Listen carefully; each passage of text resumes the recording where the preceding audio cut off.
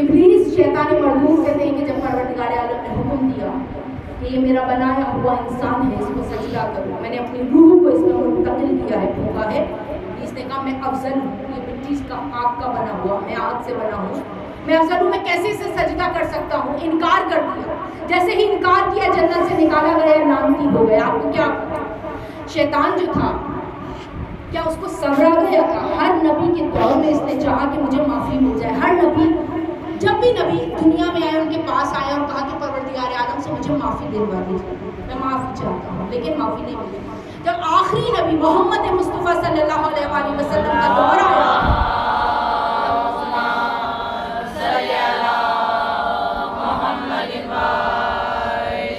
کہتے ہیں کہ ابلیس رسول خدا کی خدمت میں آیا اور کہا کہ میرے پاس آخری موقع ہے، کیونکہ آپ کے بعد نبوت ختم ہو جائے گی، کوئی رسول کوئی نبی نہیں آئے گا، لہٰذا میں چاہتا ہوں آپ میرے سفارشی بن جائیں اور پروردگار عالم سے مجھے معافی دلوا دیجیے۔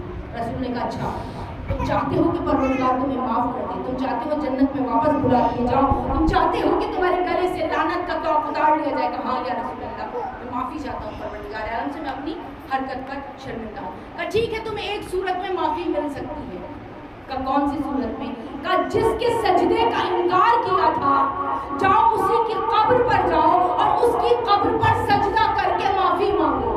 اب یہ ابلیس ہے، شیطان ہے، ایک مرتبہ کہاں پھر اکڑ گیا، کہا جب زندہ کو میں نے سجدہ نہیں کیا تھا تو بھلا اس کی قبر کو میں سجدہ کیسے کر سکتا ہوں؟ جس کی زندہ سے دشمنی تھی اس کی قبر تک دشمنی رہے گی۔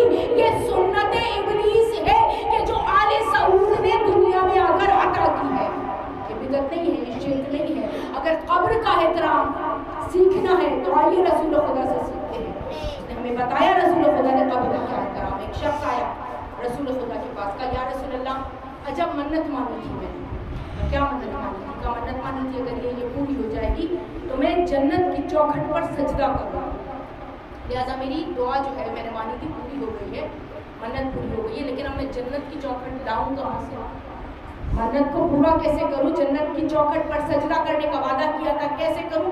سب سے پہلے رسول نے اس کو تنبیہ کی، اور دیکھو ایسی باتیں کہنی نہیں چاہیے، منتیں ماننی نہیں چاہیے کہ جو تمہارے کر نہ سکو، محتاج ہو، لہٰذا ایسی کوئی منت نہ مانو۔ سب سے پہلے کہ یا رسول اللہ تو ماننی ہے، تو پوری کرنی ہے۔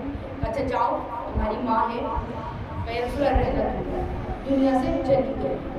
اچھا اگر ایسے ہی منت کو پوری کرنا، جاؤ اپنی ماں کی قبر پر جاؤ، اور قبر پر جا کر جو قدموں کی جگہ ہے وہاں پر جا